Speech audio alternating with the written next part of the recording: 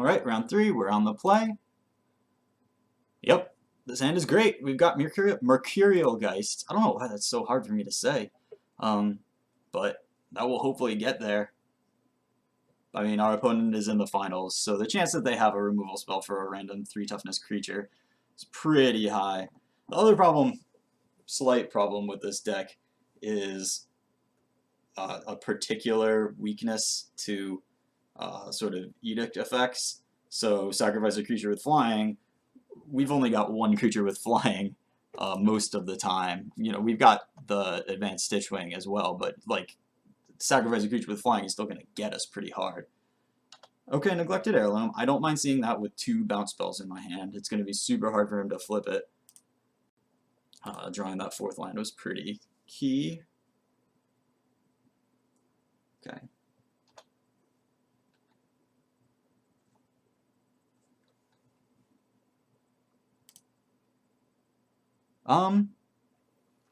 I don't love dragging under here. I would much rather save it for a Mercurial Geist's turn. And if we have to bounce something, we can just the wind. Yeah, but he's not equipping, so we really don't need to bounce. He's going to cast another guy that I think, depending on what it is,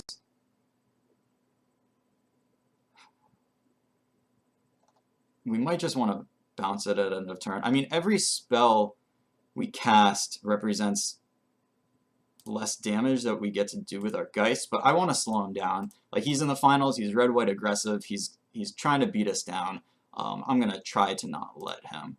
Oh boy, and that Corrupted Graphstone, like, it's going to make mana, but it's just not a card that we need right now.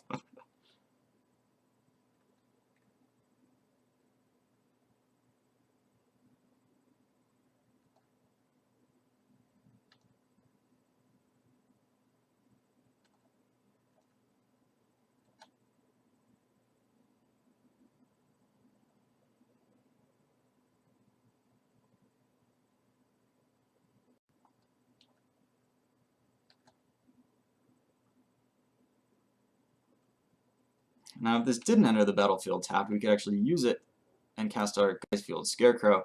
But right now, I just want to get this 4/4 into play. I'm gonna block his Dawngryph with the Mercurial Geists. Even if he has a pump spell, we just are not high enough on spells that we're... Okay, so he's going to switch, and that's fine, because then that lets us drag under the Dawngryph and feel pretty good about it. We'll take that 3.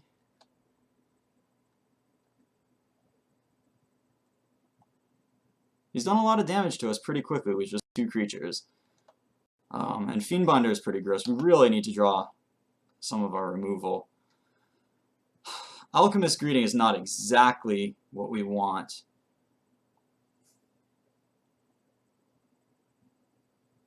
Because it's so expensive. We just can't...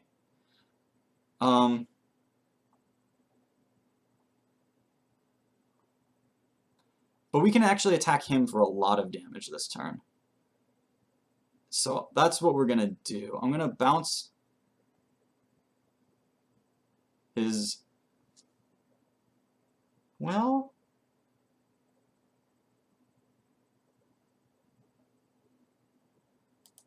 What is the best thing to bounce here? I'm going to attack with... I'm taking some damage on my next turn, really, no matter what I do. It's just a matter of how much I want to take and how much I want to deal to him. I mean, the more damage I deal to him, the scarier this Geist becomes and the closer to lethal it is. So I think I want to bounce his most expensive guy, which is the Fiendbinder, and play this Corrupted Graphstone.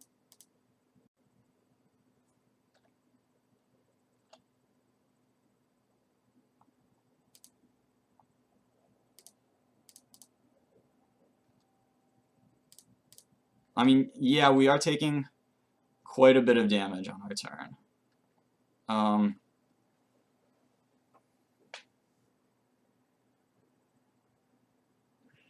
It's hard to tell if that was the right call or not.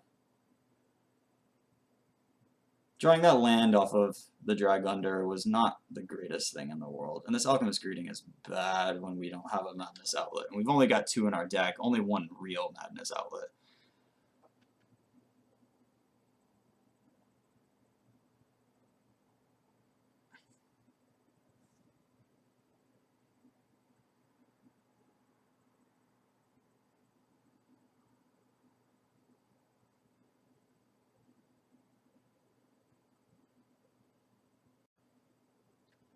Ooh, Vessel. Okay.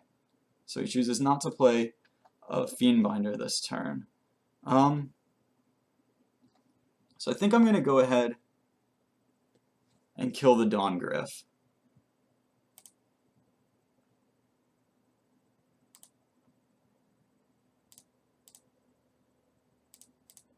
Because that's big enough to, actually block our trade with our Mercurial Geists. This turn he's going to chump block it, probably. But I'm gonna keep attacking. Like he is now on the back foot. We have 8 power of guys in play. I mean, this does make us dead to Fiery Temper. But we have a Fiery Temper. We saw another one. I'm just wondering how many Fiery Tempers there could be in this draft. I mean, there's also like Incendiary Flow. There's plenty of things that could kill us here. But those things are probably going to eventually kill us. Like Burn that will hit our face.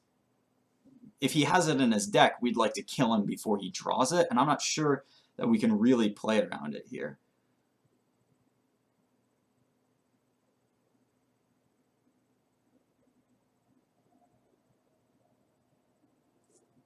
That's a bad sign. I guess there is a lot, because this also puts us dead to, I mean, I guess we were dead to creatures you control get +2/+0, really no matter what we did. And if that's what he's got here. Well, I guess we're not dead, because we have this Jace's Scrutiny. And we're just going to use that. Cool. Alright, good. He thinks he's got us, but we've got Jace's Scrutiny.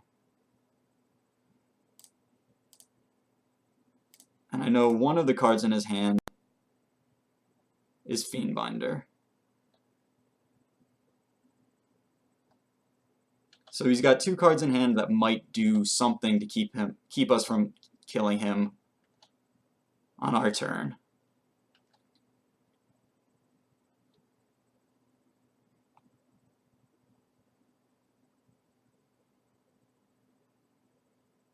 Yeah, and that'll do it. I mean, we just need to draw a spell, though, but we have 2 draws to do it with.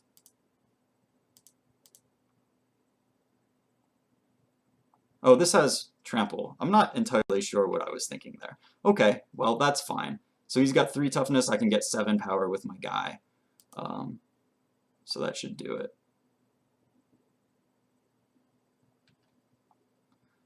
Yeah, that wasn't a great clue sacrifice there. I could have also just flipped it. Okay, no, flipping it wouldn't work. But I can put him to 7 power, so if he blocks, he takes 4 off of the Outcasts and 1 off of the Geist, and there's nothing he can do about this.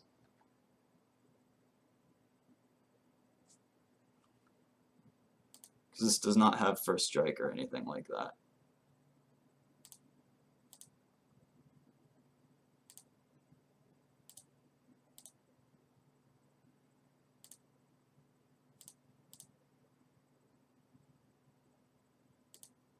Whoops. Do not want to do it too many times. 3 times is plenty. And that'll do it. Okay, he is pretty aggressive, which makes these Fogwalkers actually attractive. I didn't see any 1 toughness ground guys, so they're not incredibly attractive, but they do let us, get on the ground. I'm not going to play this Uncaged Fury.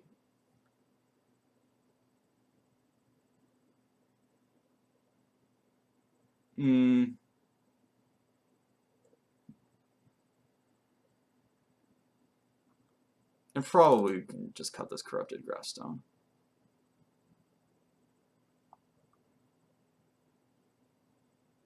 That seems fine. I don't love having Fogwalker, even against his deck, but there's a reasonable chance he has some 1 toughness guys. Like, you know, if I... boy.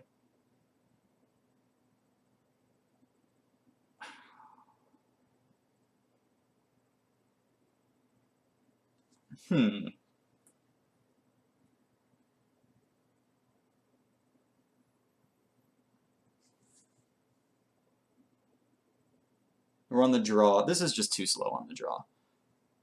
I don't think we can win a game with this. This is alright. I mean, we can Jace's Scrutiny a guy. Okay, good. Awesome. This is just fine.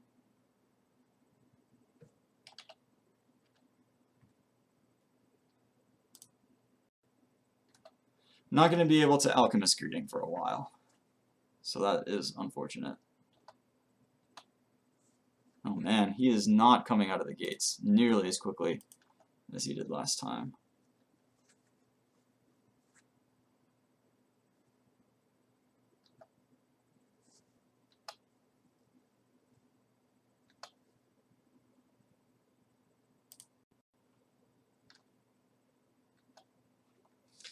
I mean, he's just not being that aggressive. I don't think that we need to blow this Jace's Scrutiny quite yet.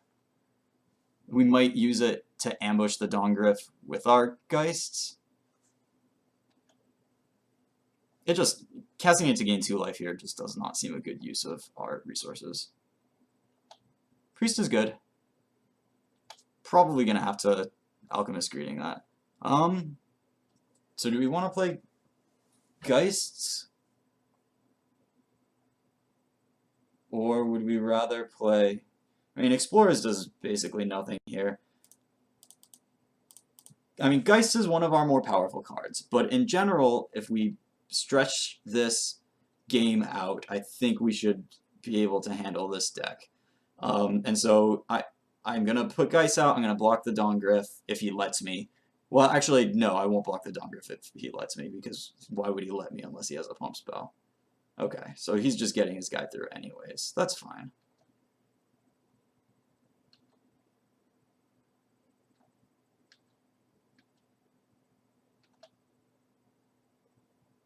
Okay, Thermo Alchemist.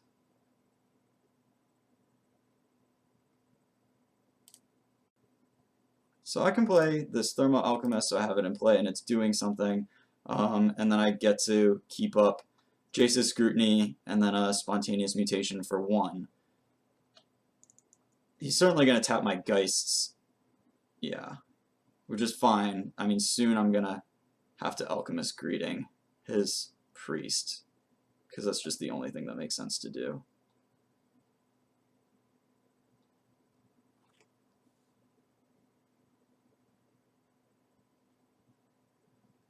Okay, Inspiring Captain, that's a lot of damage potentially. We are going to use this Jace's Scrutiny now, though. Because we just don't want to take all of this damage. I'm not going to Spontaneous Mutation as Dawngrif.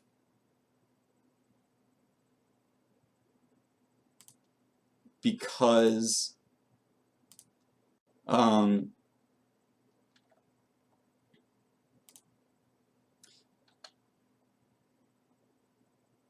it's going to be able to at least chump block Mercurial Geist anyway, so we might as well like make our guys actually fight.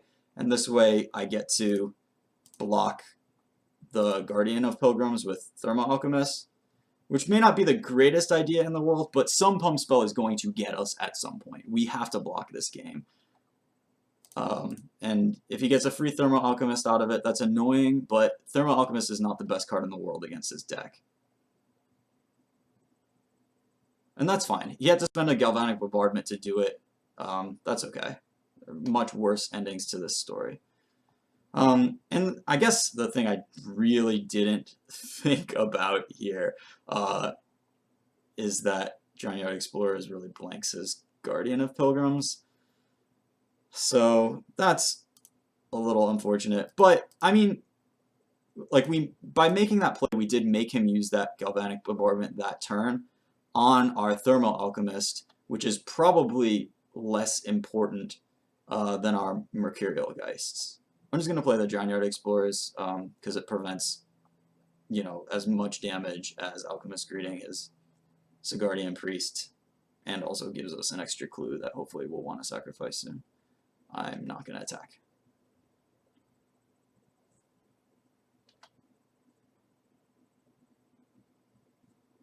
Actually, he let me attack. I just missed the damage there because he can't tap my Giant Yard Explorers.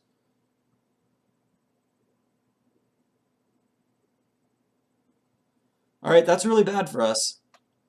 That's very, very bad for us. Unless we draw another...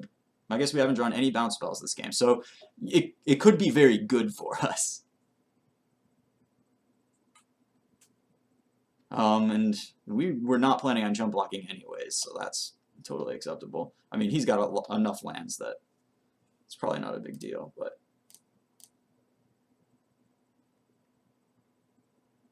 Oof. Well, I mean, Senseless Rage. We can put it on our Giant Yard Explorers and make it able to block Inspiring Captain. I would much rather... Alright, that's a good draw.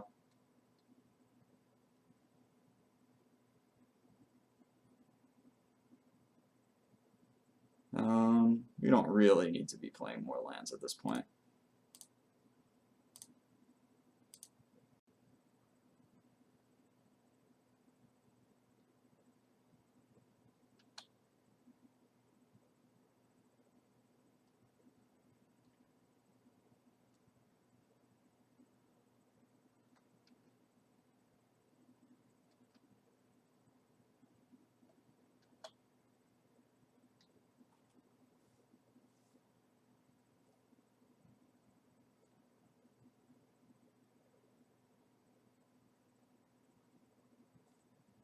Yeah, that's fine.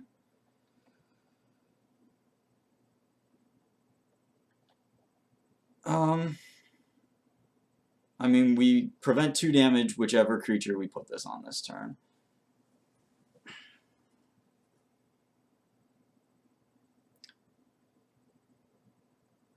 And if we put it on the Dawn Gryph,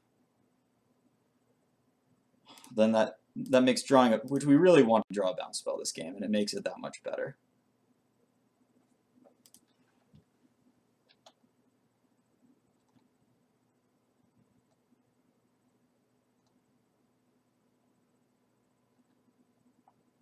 Sure. Yeah. Well, I guess we're just dead. I guess if we had mutationed the Captain, and then we could Alchemist Greeting the Dawn Gryph this turn.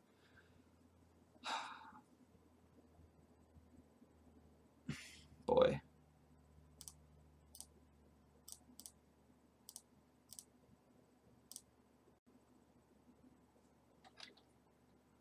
And then we go to 1. We'd be alive. Maybe that's the play we should have made.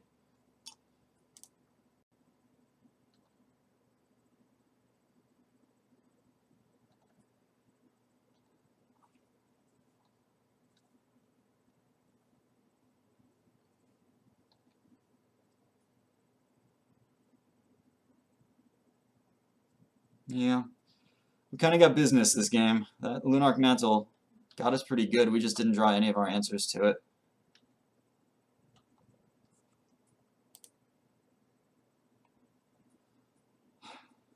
I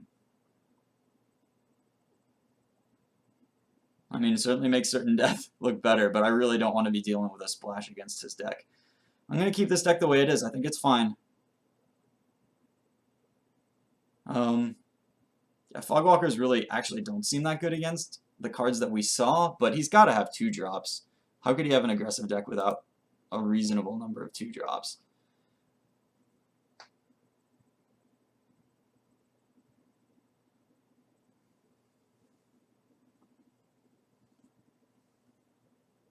Yeah, it really hurt that we just didn't draw many spells that game. Like, we didn't have enough stuff go into our graveyard, and that made our spontaneous mutation much worse. Like, if it was a little bit bigger, I could have just put it on that Inspiring Captain, and it would have been much better. Alright, this is fine.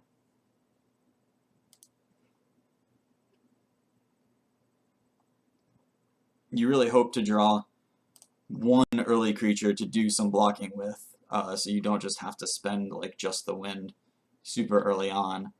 But, you know, with the composition of our deck, that is not exactly the likeliest thing in the world.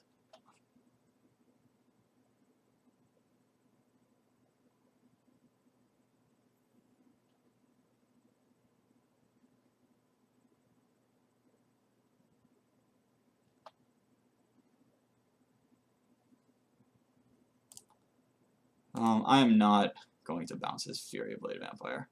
I'm just not really willing to do that. I mean, he may madness out something pretty gross. Okay, so he's just attacking for 1 with his 2-drop, and that's fine.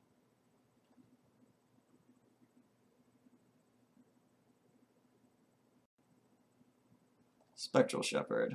I think just the winding this makes things pretty awkward for him. Because he's going to want to cast a 4-drop on his turn. Oh, Geistfield Scarecrow is good. That was a great draw.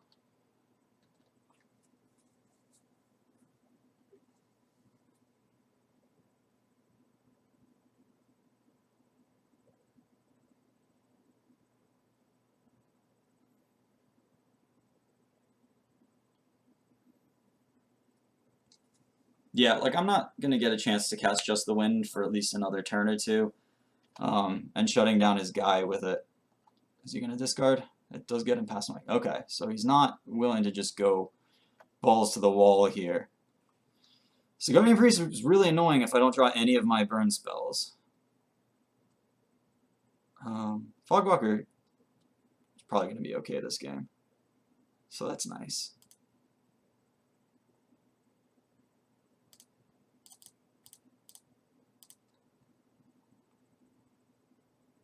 I might actually just be able to race him. Oh, I can't cast this. Damn it. I probably can't race him then. Right. Geistfield Scarecrow has a drawback. Well,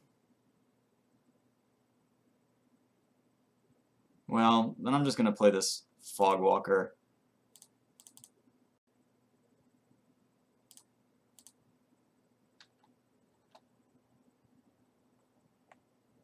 And attack.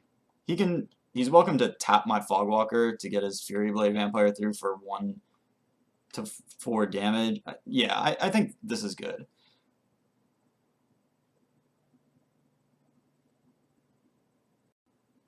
What do we got? Oh, Near Heath Chaplain. That's pretty gross. But Spontaneous Mutation is pretty good against it.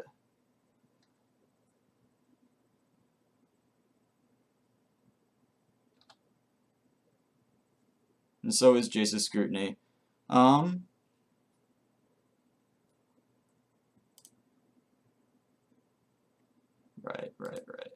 Another 5-drop. This Scarecrow is really costing me this game. It's never been quite this brutal to me before.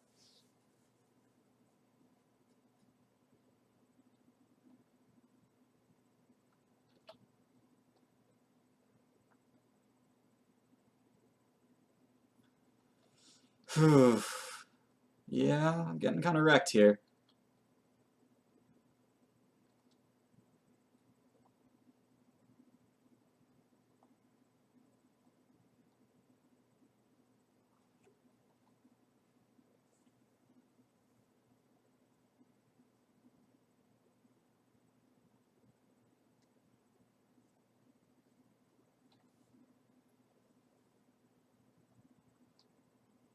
Oh my.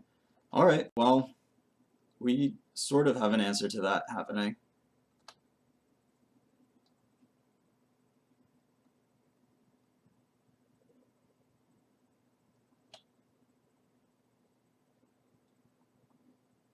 Okay, so I'm going to start by scrutinying this.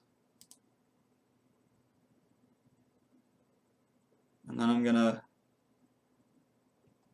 crack my clue. So this is Because if I draw +3/+0, I actually want to block with Fogwalker here, +3/+0, and kill his Nearheath Chaplain.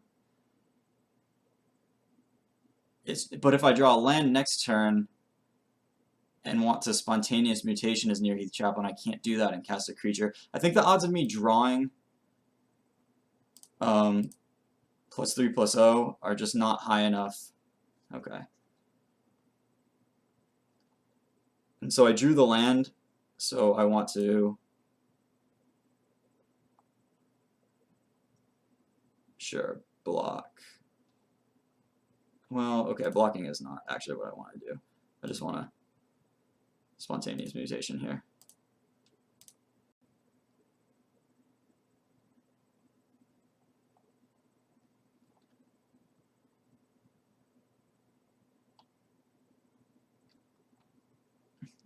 Alright, there's the shepherd.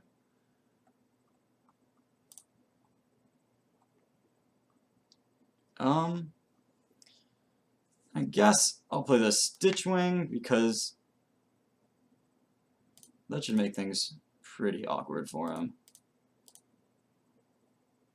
Like, he's gonna have to tap the Stitchwing down, and then he's gonna have to either give his Chaplain flying or just attack with the Spectral Shepherd. Unless he wants to tap two guys down. Yeah, I mean, he could tap a guy down on his turn too and you know, get in there pretty decently.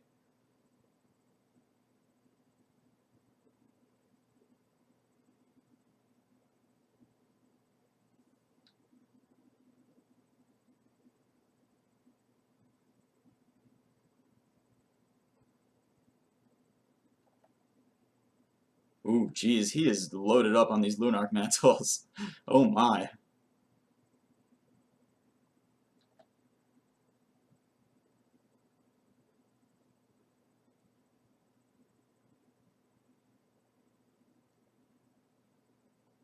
Huh.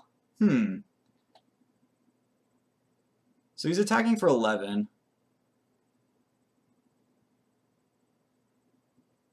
Oh, he's got something else. I'm gonna block. I'm just gonna block the Nearheath Chaplain. Because I feel like he's got creatures you control get +2/+0 until end of turn.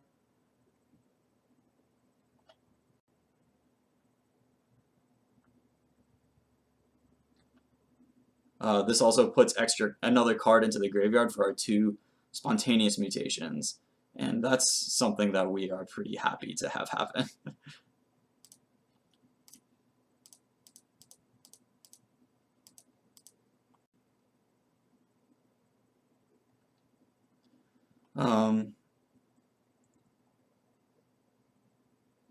Yeah, I guess I can attack.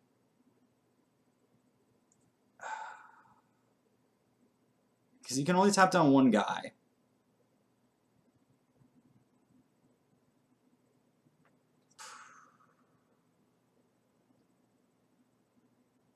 Attacking just really is not... Like doing 4 damage to him here is gonna take a while before we can capitalize on that, and I'd like to just leave blockers up. I think he probably has a lot of cards that can make that not great. I don't think he has blue mana, so I don't think we need to worry about this Spectral Shepherd returning spirits to his hand.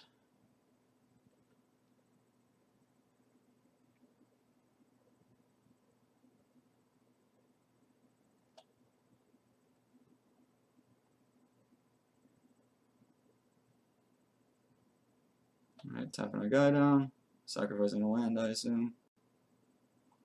Yeah, oh.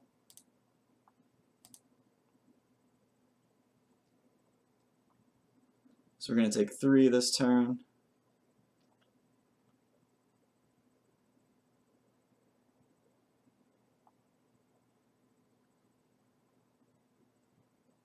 I guess we should have waited an extra step.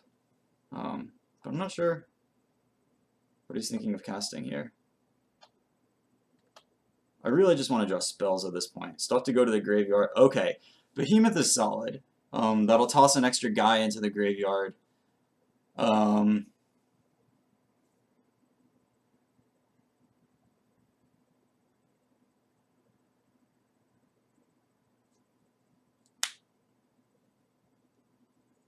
So I'm gonna, I guess, shoot, God, that Selfless Spirit having flying is as well is just really, we might not get this one. I'm gonna hold off on attacking.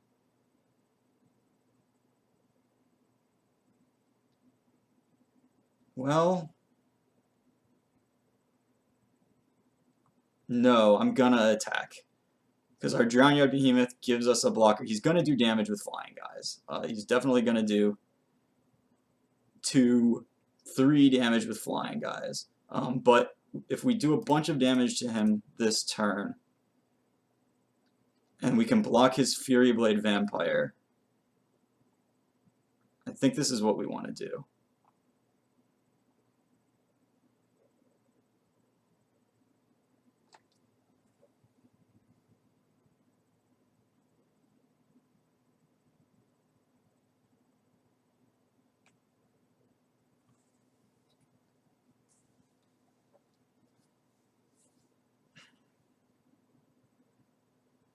Because we can present a lot of damage on our next turn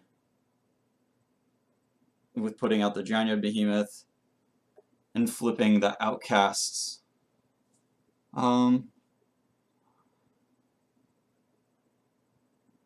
gonna Fire Breathe this guy, or not Fire Breathe, but I'm gonna help him up twice. So he's at 8. Let's see what he can do to us.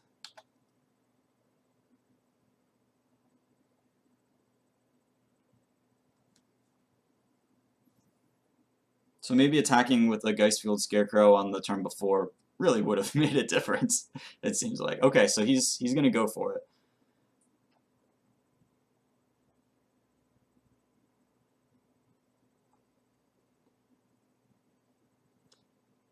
And casting the Behemoth here. Cast with a Merge, sacrifice a creature. We should have plenty of damage, so losing 1 power and holding onto a flying guy is probably what we want to do.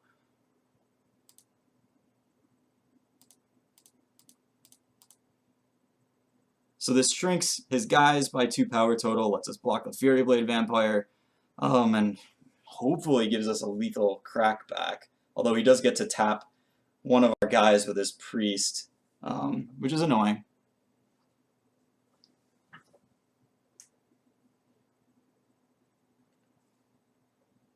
But, you know, Stitchwing plus either of these guys is definitely lethal.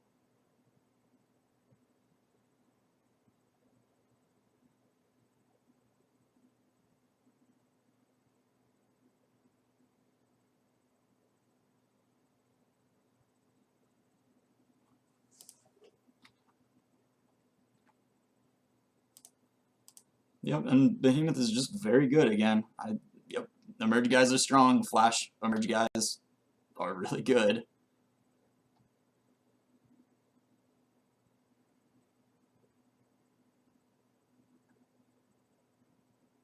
So even if he's got something that lets him survive this turn, he doesn't have lethal on the crackback, because he's only got 4 power worth of guys in play. And even less if we draw a spell that goes to the graveyard.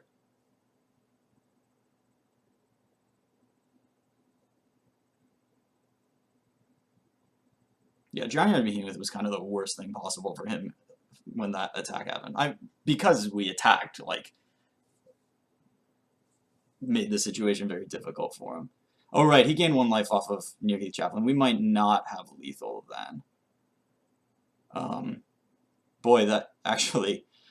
yeah, that one power difference between the Stitchwing and the Scarecrow. That's pretty major.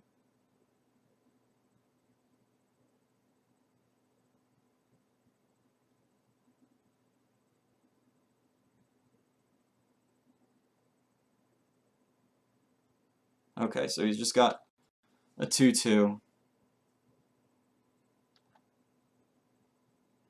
And land was absolutely the worst draw we could have here.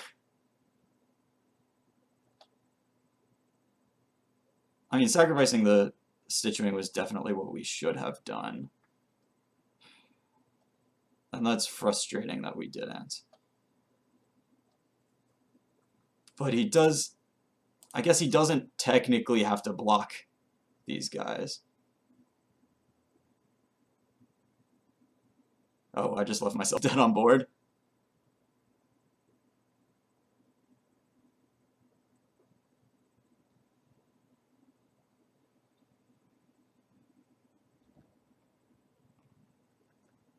And he's just going to go for it. Well, this is pretty embarrassing, but that's what you get for playing well past your bedtime.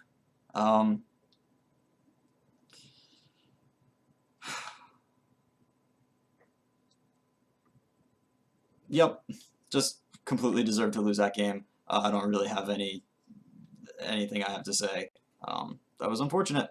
But hopefully you can forgive me enough to join me next time. And I'll probably do a little wrap up again. Pretty much just kick myself for that attack there. I thought I had the right strategy, and I think it was. I think just that attacking on that turn was ill-advised. A combination of sacrificing the one guy, sacrificing the Scarecrow when I really should have sacrificed the Scab. Oh boy, and there's a borrowed hostility. Oh. And then attacking, not thinking about the fact that my attack wasn't even lethal and that he definitely would have lethal on the crackback. Probably screaming at me for that play, and you totally should be screaming at me. I'm really sorry about that. But have a great day, and I will see you next time.